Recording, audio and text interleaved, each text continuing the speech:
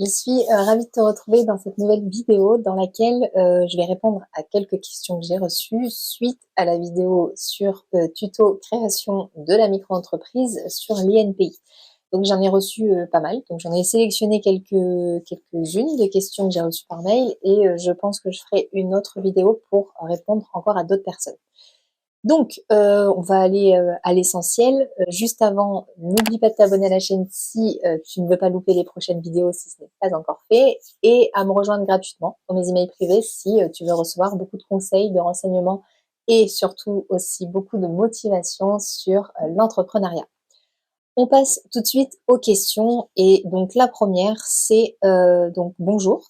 Combien pour une prestation d'inscription sur l'INPI comme agent commercial car je ne m'en sors pas? Alors, c'est très gentil de me solliciter, sauf que je ne fais pas en fait les démarches à votre place. J'ai fait la vidéo pour aider un maximum de personnes, mais ce n'est pas en fait, ce n'est plus, on va dire surtout, mon travail de faire ces dossiers-là et donc de réaliser les prestations. Pourquoi pas se renseigner auprès de secrétaires indépendantes qui, elles, sont encore en activité et si besoin, donc faut pas hésiter à me le mettre dans les commentaires si vous cherchez des secrétaires indépendantes. J'ai un groupe privé qui regorge de secrétaires indépendantes qui seront, à mon avis, très contentes de pouvoir répondre à vos demandes. Donc, pour des demandes de prestations pures de la part de secrétaires indépendantes, faut pas hésiter à me le dire. Je serais vraiment ravie de pouvoir vous mettre en contact avec mes élèves, finalement, tout simplement. Deuxième question. Bonjour Émilie, désolée de te déranger, je souhaiterais avoir un extrait de cabis, sauf que je n'y arrive pas sur Internet avec le numéro de sirène que j'ai eu sur mon guichet unique. Merci de ton aide.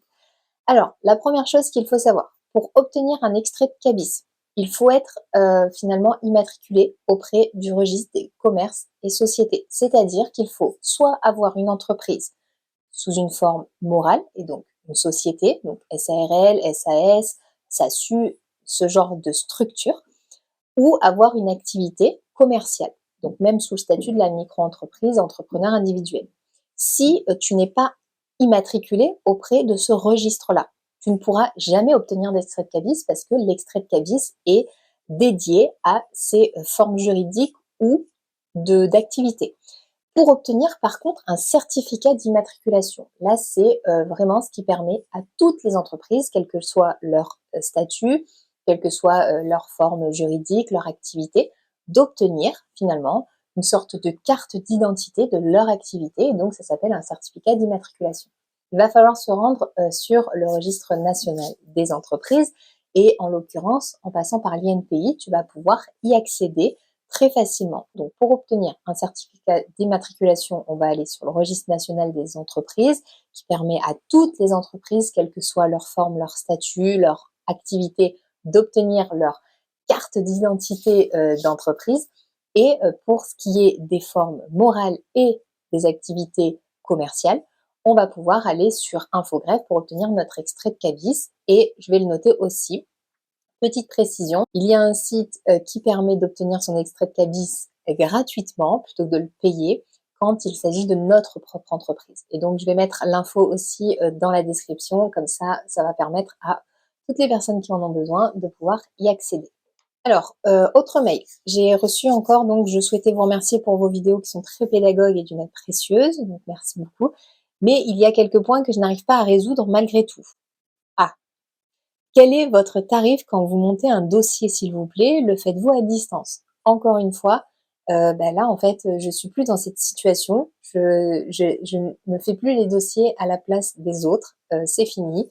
Et encore une fois, si on a besoin d'une secrétaire indépendante qui est capable de faire ces prestations-là, n'hésitez pas à me le mettre dans les commentaires.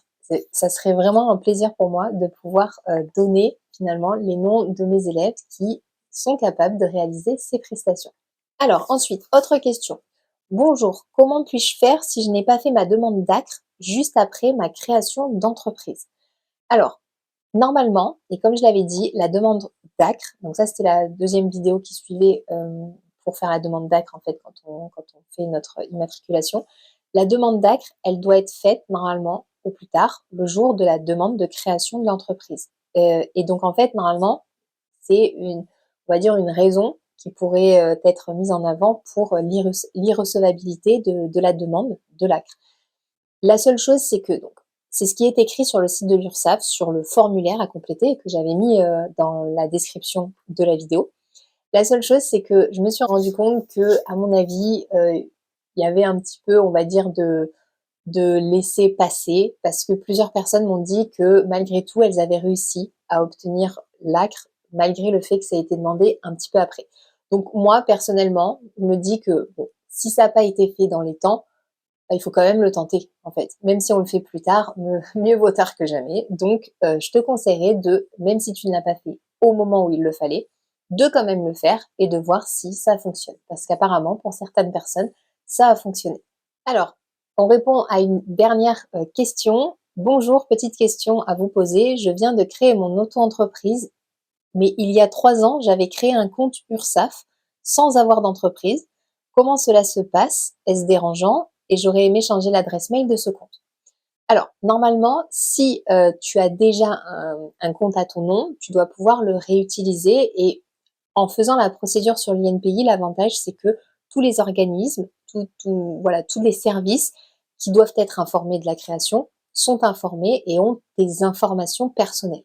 Donc, en l'occurrence, normalement, pour créer ton compte URSSAF, tu avais très certainement dû rentrer ton numéro de sécurité sociale, ton nom, ton prénom, etc. Donc, normalement, ils vont t'identifier, ils vont savoir que c'est toi et vont faire le lien avec ta nouvelle entreprise. Donc, normalement, ça ne devrait pas être dérangeant, surtout si tu n'avais pas d'entreprise avant et que tu avais créé ton compte URSSAF. Pourquoi? Je ne sais pas. Mais en gros, normalement, ils vont faire le lien. Donc ça, normalement, ça ne devrait pas poser de problème. Si tu vas dans ce compte, tu devrais trouver les bonnes informations avec le numéro de SIRET, normalement, de ton entreprise.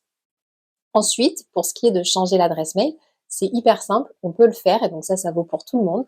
Quand on va sur, comme pour nos différents espaces, en fait, qu'on peut avoir en ligne, nos abonnements, etc., on peut changer nos coordonnées, notre adresse mail. Bah, sur l'URSSAF, c'est la même chose.